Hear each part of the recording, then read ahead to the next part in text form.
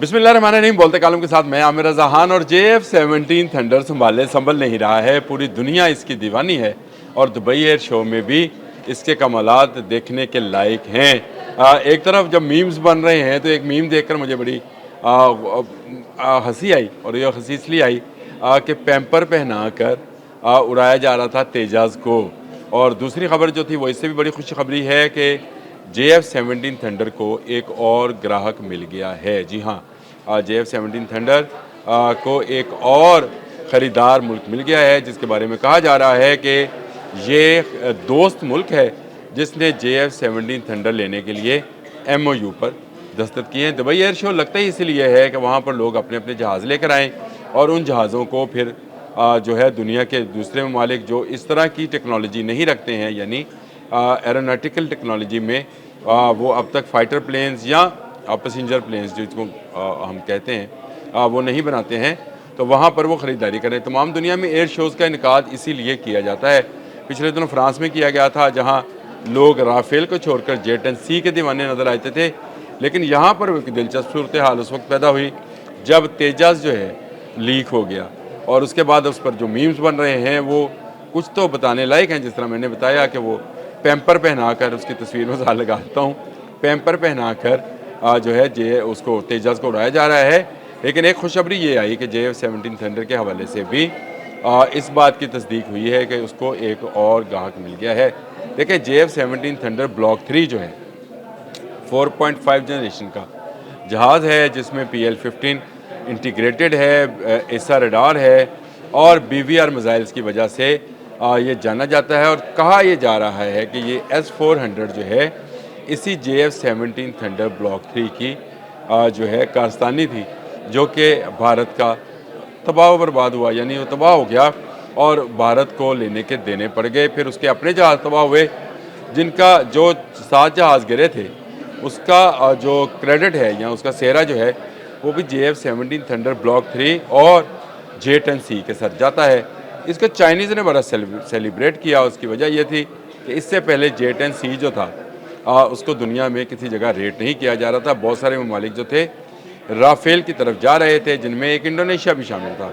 Indonesia ने यह ख़रीदारी ब्लॉक कर दी। जी हाँ, राफेल ख़रीदने से इनकार कर दिया और अब तो इसकी तस्दीक कांग्रेस में पेश होने वाली रिपोर्ट में भी आ गई है। लेकिन JF-17 थंडर ब्लॉक 3 जो है ये एक ऐसी प्रोडक्ट हॉट केक बन गया है। एक तो इसकी कीमत अपनी रेंज के, यानी अपने जैसे त्यारों की जो जनरेशन के त्यारे हैं, इस जनरेशन के त्यारे हैं, उसमें कम है। ये तेजस से भी सस्ता है, लेकिन कारकर्दगी में ये राफेल के बराबर चला जाता है, जो इससे कीमत में 2 गुना या 2.5 गुना है। तो इससे अंदाज़ा करें कि दुनिया फिर राफेल या तेजस की तरफ क्यों। तेजस का तो खैर गाहक ही कोई नहीं है, वो तो लीक भी हो गया। राफेल के तो गाहक हैं, या और इस नोएद के जैसे HQ-30 रशियन त्यारा है, ऐसे त्यारे तो मौजूद हैं, लेकिन उनकी भी मांग में इस तरह इजाफा नहीं हुआ जिस तरह रोज़ बरोज़ इजाफा होता चला जा रहा है। जंग मई बयानन मरसूस में इन जहाज़ों ने जो कारकर्दगी और जो कारनामा सर अंजाम दिया, उससे दुनिया ने दांतों तले उंगलियां दबा ली, यानी उंगलियां दबाई बैठी है कि कैसे पाकिस्तान ने इलेक्ट्रॉनिक वारफेयर में दुनिया के उस जहाज़ को, जिसका साथ कभी हादसा भी पेश नहीं आया, जिसको किसी जंगी मैदान में शिकस्त नहीं हुई, पूरी दुनिया इसको एक यूरोपियन जाइंट के तौर पर देख रही थी।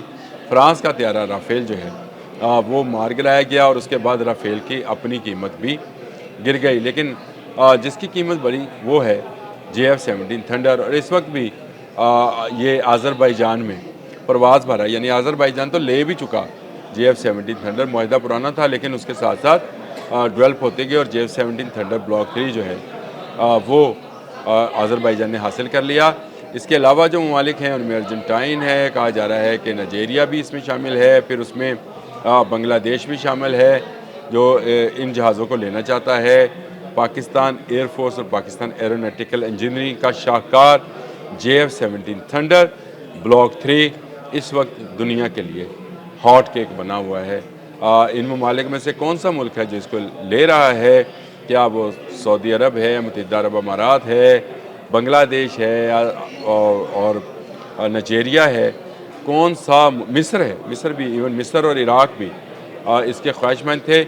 ये अभी रिवील नहीं किया गया है कि किस मुल्क के साथ जो है मुआहिदा हुआ है, लेकिन ये तो रिवील हो गया कि MOU साइन हुआ है। तो इसका मतलब ये है कि जंग मई में फ़तह के बाद जहाँ भारत की साख ख़राब हुई, वहाँ भारतीय जहाज़ों की और भारत के इस्तेमाल में रहने वाले जहाज़ों जिस तरह का राफ़ेल है या SQ-30 है, उनकी भी मार्केट वैल्यू जो है वो गिर गई और मार्केट वैल्यू उनकी बनी जिन्होंने इस जंग में फ़तह हासिल की। लोग फ़ातिहीन को हमेशा सताइश की निगाह से देखते हैं, मफ्तूहीन को नहीं, यानी मफ्तू होने वाले यानी हारने वालों को कभी लोग जो है सताइश की निगाह से नहीं देखते।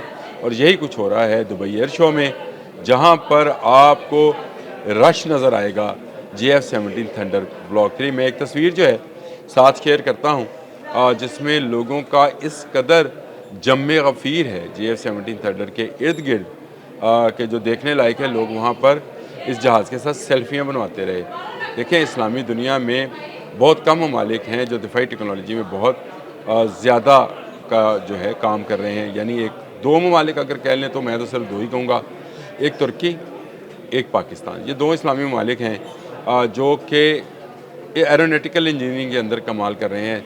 तुर्की कान बना रहा है, उसमें भी पाकिस्तान की शेयरिंग है और पाकिस्तान JF-17 थंडर ब्लॉक 3 और अब ब्लॉक 4 पे काम कर रहा है। इस पर अलग से व्लॉग करूँगा कि ब्लॉक 4 क्या बला होगी, वो भी आपको नज़र आ जाएगी कि 5th जनरेशन का जहाज़ बनाने में पाकिस्तान कैसे इस टेक्नोलॉजी तक गया है।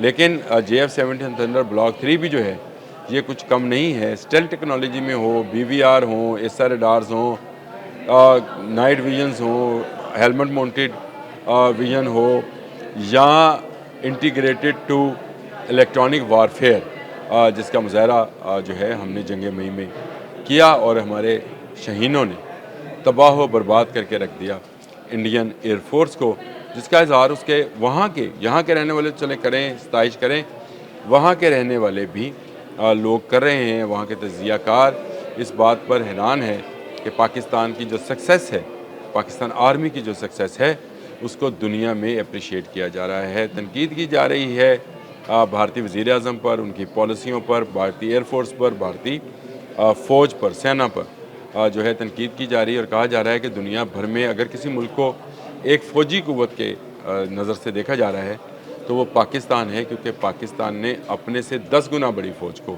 मारा है। ना सिर्फ मारा बल्कि सफ़ेद झंडे लहराने पर मजबूर किया। मोदी ने कॉल की, मोदी ने कॉल करके जंग बंद करने का अंदिया दिया कि वो जंग बंद करना चाहता है।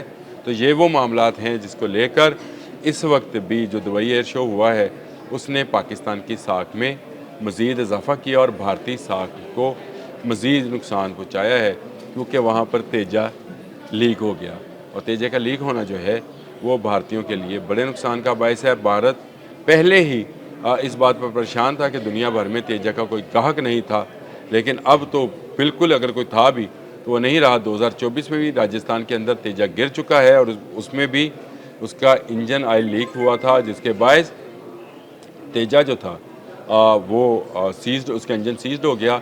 पायलट ने ऑटो इंजेक्ट के ज़रिए खुद को बाहर निकाला, जहाज़ गिरा और तबाह हो गया। अब दुबई एयर शो में भी लीक होने के बाद पैम्पर बांध कर क्या जहाज़ उड़ाएंगे भाई? तो ये नहीं होगा। पाकिस्तान की दिफाई टेक्नोलॉजीज़ और पाकिस्तान के दिफाई इदारे इस वक्त दुनिया भर की नज़रों में हैं और दुनिया भर के लोग पाकिस्तान के साथ दिफाई मुआहदात करना चाहते हैं। ये MOU जो साइन हुआ है ये एक बड़ी कामयाबी है। JF-17 थंडर ब्लॉक 3 जो है पूरी दुनिया में धूम मचा रहा है। अब तक के लिए इतना ही। अल्लाह हाफ़िज़।